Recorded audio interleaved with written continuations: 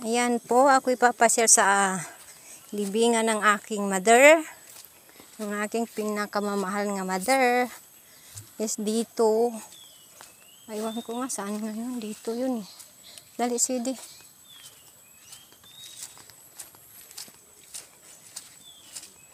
Ating bisitahin po ang libing ng aking mother. Dito talaga siya kasi dito yung lupa niya at dito ang gusto niya. Dito siya living. So ayan, pupuntahan ko kasi bukas busy na ako. So baka alis kaming hindi na ako makasilip dito. So ayan po ang bahay ng aking mother na pinakamamahal ko. So ayan. Gusto kong linisan pero sa amin mga Muslim bawal hawakan yan, bawal nuin kasi totally ano na yan eh.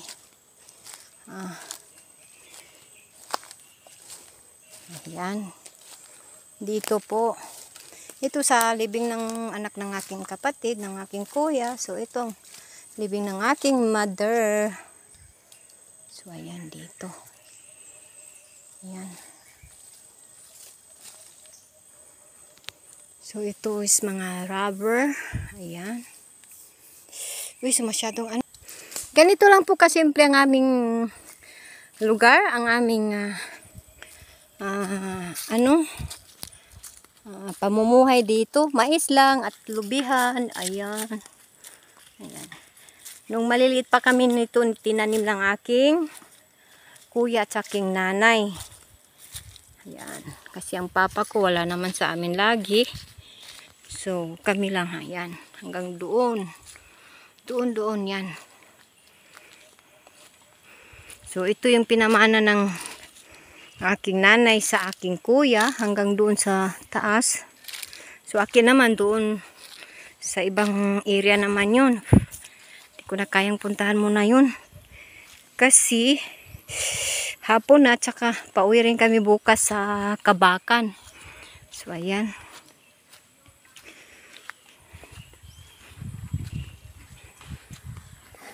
So, dito yung lumang bahay ng nanay ko.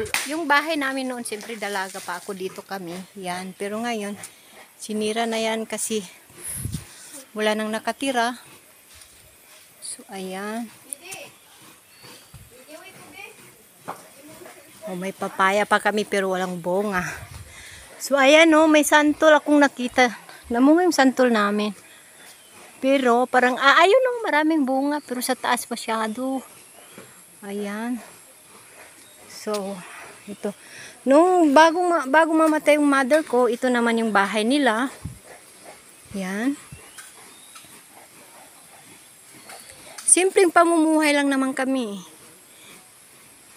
Yung bang di ka nakakaistorbo sa lugar ng ibang tao. So, ayan.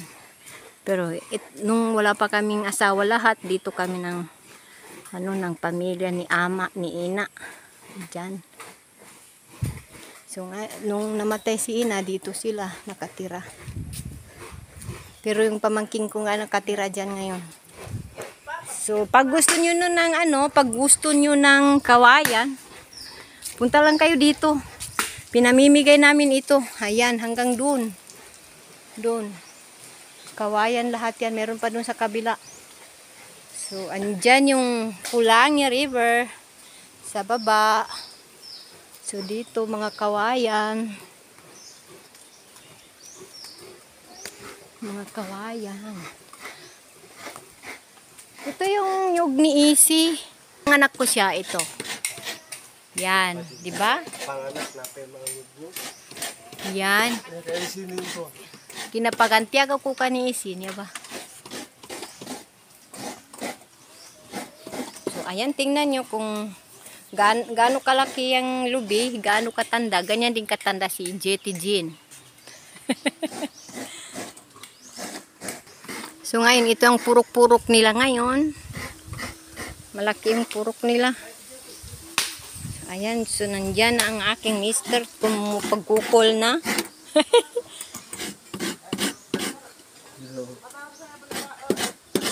Ayan.